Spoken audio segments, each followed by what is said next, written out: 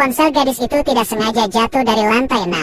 Tapi detik berikutnya ponsel itu menembus ruang dan waktu, dan jatuh di kepala seorang pria 100 tahun yang lalu. Pria itu penasaran, karena di tahun 1912 tidak ada benda itu. Dia membawanya pulang dan memperlakukan sebagai harta karun. Tapi setelah beberapa saat gadis itu menelepon, berharap ponselnya dikembalikan. Begitu saja dua orang yang terpisah tahun saling berhubungan. "Kamu siapa ya?" "Aku pemilik ponsel." Meski nada gadis itu tidak ramah, Tokyo tetap memberikan alamatnya. "Kapan kamu bisa mengambilnya?" Tapi setelah gadis itu mencari alamatnya, dia merasa jalan yang dikatakan tidak ada. Hal ini membuatnya marah, merasa Tokyo ingin mencuri ponselnya. Dia dengan marah menelepon lagi. Tapi di siang hari tidak ada jawaban. Saat malam baru dijawab, "Alamat itu tidak ada." "Apa yang kamu maksud?"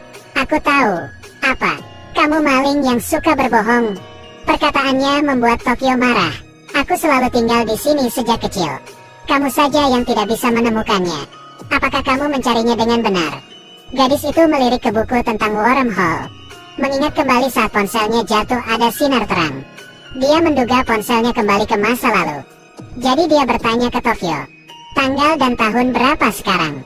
Baru sekarang dia tahu, di Tokyo tanggal 16 April 1912. Dan di gadis itu 16 April 2008. Keduanya terpisah hampir 100 tahun. Untuk membuktikan bahwa Tokyo berasal dari masa lalu, gadis itu memeriksa berita besar yang terjadi di tahun 1912. Dia memberitahu tanggal kecelakaan kapal yang menabrak gunung es dan tenggelam. Jika tidak salah, itu akan menjadi berita utama di sana besok. Tokyo tidak percaya, dan langsung menutup telepon. Tapi keesokan harinya, berita tenggelamnya kapal itu benar muncul. Lebih dari 2000 orang meninggal. Dia keluar keringat dingin. Saat ini dia yakin gadis itu benar-benar dari masa depan. Di sisi ini gadis itu membeli ponsel baru, juga mengubah nomor telepon sebelumnya menjadi Tokyo Miyata. Tapi tetap tidak bisa menelepon di siang hari. Dia mulai teringat saat menelepon. Setiap saat gelap dan terang bulan bisa menghubungi. Dia mencoba tebakannya. Dia menelepon Tokyo. Dan kali ini terhubung. "Aku sudah lama menunggu panggilanmu. Kamu benar. Titanic itu benar-benar tenggelam. Kamu benar-benar datang dari masa depan." Meski tidak percaya, dia tetap ingin tahu tentang masa depan. Telepon kecil itu bernama ponsel. Di kota ini hanya guru Xiaomi yang memilikinya. Karena dia penulis ternama, jadi dia butuh ponsel untuk menghubungi penerbit nasional. Gadis itu kenal Pak Xiaomi. "Aku tahu Pak Xiaomi. Jadi kamu juga kenal dia." Tentu dia novelis super terkenal. 2 tahun lagi dia akan menerbitkan novel. Dari situ dia mencapai status di dunia sastra. Novel itu masih menjadi bestseller hingga saat ini. Tokyo heboh mendengarnya. Karena dia muridnya. "Kuharap aku juga bisa menjadi penulis terkenal. Akankah impianku menjadi nyata? Kamu menjadi novelis terkenal.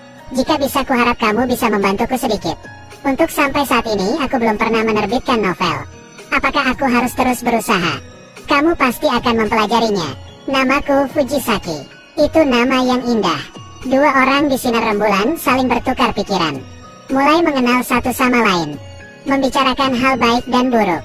Fujisaki nostalgia masa lalu, dan Tokyo menantikan masa depan. Aku tidak tahu sudah berapa lama mereka berbicara. Sinyal ponsel mulai melemah, karena awan berangsur-angsur menutupi bulan. Fujisaki takut ponsel Tokyo habis daya dan mati lampu. Jadi menyuruhnya untuk mematikan telepon. "Tunggu saat ada cahaya bulan. Baru buka, aku akan menghubungimu saat itu." Fujisaki berniat untuk mencari tahu tentang novel Tokyo. Keesokan harinya dia pergi ke pos biara untuk mencari namanya. Tapi dia tidak menemukan karya Tokyo. Artinya Tokyo tidak akan menjadi terkenal. Dia terus mencarinya, berharap menemukan sedikit petunjuk tentang Tokyo. Meskipun hanya sebuah nama, dia tetap tidak dapat menemukannya. Tapi dalam sebuah buku penelitian tentang sejarah sastra guru, dia melihat foto yang akan menjadi ayah tirinya. Penulis buku adalah pacar baru ibunya.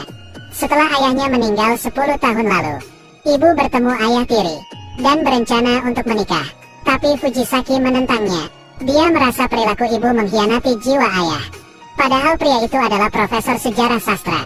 Tapi Fujisaki merasa dia tidak layak untuk ibunya. Namun sekarang dia mencari bantuannya. "Jangan salah paham, aku tidak menyetujui pernikahanmu dengan ibuku." Pria itu selalu ingin menyenangkannya. Jadi dia langsung menyetujui permintaannya. Dia belajar dengan Pak Xiaomi selama 10 tahun. Dia punya daftar murid guru. Tapi setelah menelitinya, dia tidak menemukan nama Tokyo. Pria itu menjelaskan, muridnya terlalu banyak, tapi kebanyakan tidak memiliki reputasi. Sampai tua tidak bisa menerbitkan karya apapun. Jadi tidak akan muncul dalam daftar. Ini membuat Fujisaki tidak bisa menerima. Dia tidak mau mimpi Tokyo hancur seperti itu. Di sisi ini Tokyo membawa naskah barunya ke penerbit. Tapi penerbit langsung menolaknya. Tokyo disebut sebagai peniru Pak Xiaomi. Penulis butuh gaya sendiri, baru bisa mencapai hati pembaca. Pergilah dan tulis novelmu sendiri. Perkataan direktur menjatuhkan semangat Tokyo. Novelku sendiri. Setelah berpikir lama, dia akhirnya mendapatkan jawaban, yaitu menjadi akrab dengan novel. Harus bisa membuat pembaca berempati. Sinar bulan akhirnya muncul. Fujisaki ragu untuk menelepon Tokyo. Dia tidak tega mengatakan yang sebenarnya. Dia tidak bisa memberitahu Tokyo bahwa mimpinya tidak tercapai. Tapi saat itu Tokyo menelepon. Tentang pertanyaanku sebelumnya, apa? Bukankah aku bertanya apa yang akan terjadi pada novelku di masa depan? Ya lupakan saja. Kenapa? Sudah tidak ada artinya lagi. Karena masa depan adalah misteri. Sekarang aku harus terus bekerja keras. Tidak peduli bagaimana hasilnya nanti. Kamu tidak perlu memberitahuku. Aku ingin mewujudkan mimpiku dengan usahaku sendiri. Menulis novelku sendiri. Perkataan Tokyo membuat Fujisaki senang. Malam itu, keduanya saling berbicara di bawah sinar rembulan. Terlihat sedikit mesra, tapi suasana itu dipecahkan oleh kemunculan ibu. Fujisaki melihat ibu dan ayah tiri bermesraan. Dia bergegas menutup telepon. Saat ibu masuk ke rumah, dia mulai bertanya, "Kamu tidak tahu malu berciuman di luar? Apakah kamu melihatnya?" Ayah juga pasti melihatnya. Perkataannya membuat ibu sedih. Ibu ingin menjelaskan, tapi Fujisaki tidak mendengarkannya. Dia kembali ke atas, menderita sendirian. Saat itu ada panggilan. Fujisaki selalu merasa sesuatu yang salah. Dia berharap bisa mengungkapkan isi hatinya. Begitu saja dia bercerita pada Tokyo. Sebenarnya dia tidak membenci ayah tiri. Dia merasa jika ibunya menikah lagi, dia harus tinggal sendiri, tidak punya tempat lagi. Tapi Tokyo memberitahu, orang tua ataupun anak tidak bisa saling memonopoli. Karena setiap orang adalah individu mandiri. Ibu juga wanita. Dia butuh seseorang untuk bersandar. Juga butuh pelabuhan yang hangat. Perkataannya membuat Fujisaki mengerti. Dia mengerti perasaan ibunya. Bukankah aku juga sepertinya? Kamu membantuku menghilangkan semua kesedihanku. Panggilan itu membuat mereka semakin dekat.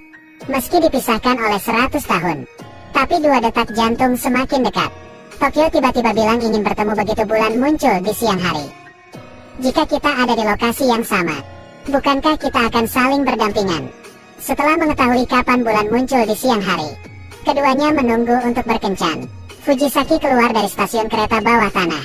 Meski tidak saling berdampingan, tapi telepon sudah cukup membuat semuanya menjadi nyata. Di sebelahnya ada air mancur. Di sebelah Tokyo adalah lapangan.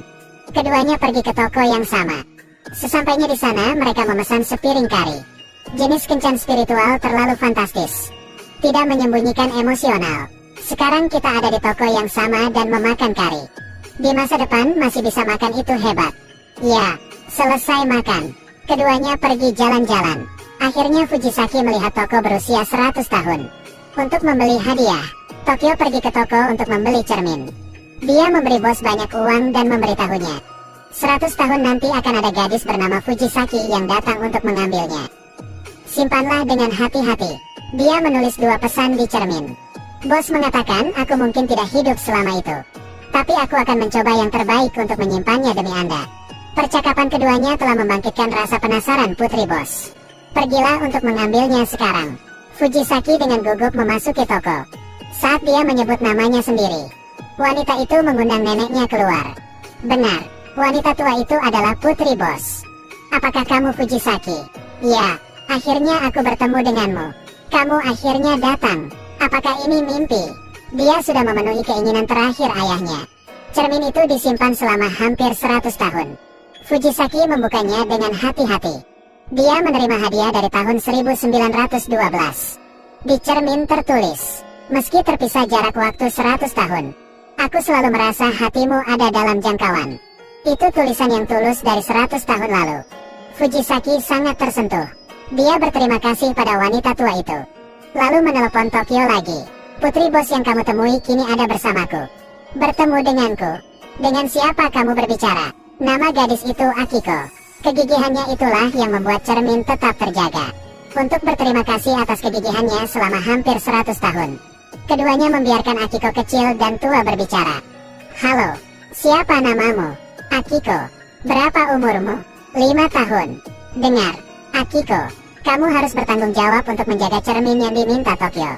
Ya, tolong berikan teleponnya ke Tokyo. Dia tidak bisa menahan kegembiraan dan mengucapkan terima kasih. Apa yang kamu katakan? Seharusnya aku yang berterima kasih. Terima kasih. Entah kenapa Akiko meneteskan air mata. Mungkin dia tahu dari 100 tahun yang lalu. Dia akan berbicara dengan dirinya sendiri. Bulan akan terbenam. Kencan 100 tahun ini juga akan segera berakhir. Tokyo bilang hari ini akhirnya aku mengerti. Bagaimana cara menulis novel yang menyentuh. Kencan hari ini telah memberiku banyak inspirasi. Jika menyentuh hatiku sendiri, pasti bisa menyentuh hati orang lain. Fujisaki juga telah bertekad. Dia merasa upaya itu bisa mengubah nasib. Untuk membantunya mengubah nasib, dia bilang, kamu pasti akan menjadi seorang novelis terkenal. Jangan pernah menyerah pada mimpimu. Saat itu di ponsel Tokyo muncul garis merah. Tidak salah, ponselku kehabisan daya. Fujisaki menyuruhnya untuk mematikan telepon. Untuk panggilan berikutnya, dia akan mencoba mencari tahu bagaimana bisa mengisi daya ponselnya. Setelah kembali ke rumah, dia menyetujui pernikahan ibunya. Dia pun berharap bisa makan bersama ayah tirinya. Karena kini dia mengerti perasaan ibunya. Ibu berhak membuat keputusan sendiri. Tokyo juga menyusun naskah. Menghabiskan malam dengan menuliskan perasaannya ke dalam novel. Besoknya Fujisaki datang ke gedung tempat ponselnya jatuh. Dia mencoba menjatuhkan baterainya. Apakah melintasi waktu? Ternyata tidak. Dia menelepon Tokyo. Dia ingin mencobanya lagi jika bisa. Dia pergi untuk makan bersama ayah tirinya. Ayah tiri juga membawa kabar baik. Setelah lama mencari informasi, dia mengetahui bahwa Pak Xiaomi punya seorang murid terkenal bernama Tokyo. Tapi dia mati tenggelam untuk menyelamatkan seorang gadis bernama Akiko. Fujisaki mengambil koran. Di sana tertulis Tokyo meninggal di tanggal 21 April. Dia tiba-tiba merasa kedinginan. Bukankah hari ini tanggal 21 April? Dia bergegas ke atap dan bergegas menelepon Tokyo. Aku ingin kamu aman dan sehat. Aku masih ingin terus berbicara denganmu. Perkataannya membuat Tokyo bingung. Fujisaki bingung bagaimana dia harus mengatakan yang sebenarnya. Kamu akan tenggelam di taman hari ini. Sebenarnya ada kolam di depanku. Cepatlah menjauh dari sana. Kamu melompat untuk menyelamatkan seorang gadis. Dan gadis itu Akiko yang membantu kita menjaga cermin. Kak, kamu bicara dengan siapa? Jika aku tidak pergi, apa yang akan terjadi pada Akiko? Bagaimana menurutmu? Apakah dia akan meninggal? Terima kasih. Setiap orang memiliki sesuatu yang harus mereka lakukan dalam hidupnya. Kamu tidak boleh ke sana. Tokyo seperti tidak mendengarnya. Aku bersamamu. Aku menyukaimu. Ponsel akhirnya kehabisan daya. Meski tahu akibatnya, Tokyo tetap berlari ke kolam tanpa ragu. Dia melihat Tokyo yang tenggelam. Setelah membuang memo itu, dia langsung melompat dan tenggelam di sana bersama ponsel itu. Tokyo. Dia tiba-tiba sadar. Ada prasasti batu di sudut taman. Di sana tertulis meski waktu terpaut 100 tahun. Aku masih merasa hatimu begitu dekat. Seolah berada dalam jangkauanku. Air mata berlinang. Fujisaki tidak bisa lagi berbicara dengan Tokyo. 1 tahun kemudian, melalui usaha ayah tirinya, mereka menemukan keturunan Tokyo. Setelah mendengar nama Fujisaki, turunannya bergegas mengeluarkan peninggalan naskah Tokyo. Novel itu disebut berjalan dengan gadis dari masa depan. Ayah tirinya adalah profesor. Setelah melihat naskah, dia menjadi gelisah. Karena isi novel ini cukup mengubah sejarah sastra modern. Ini memang buku yang jenius. Tapi kini dia sadar tentang novel berjalan dengan gadis dari masa depan. Itu adalah gadis yang duduk di depannya. Atas izin keturunan dan ayah tirinya, Fujisaki mengirimkan novel itu ke penerbit. Mendapatkan pujian dari semua orang. Jual buku satu demi satu. Saat ini reputasi Tokyo tak kalah dengan gurunya. Dia telah mewujudkan mimpinya. Setelah 100 tahun dia menjadi terkenal. Fujisaki mengeluarkan ponselnya. Meski tahu tidak akan ada yang menjawab, tapi dia sangat ingin memberitahu kabar baik ini.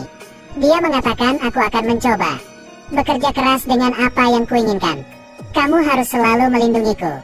Fujisaki tiba-tiba mengangkat kepalanya dan melihat bulan yang muncul di siang hari lagi.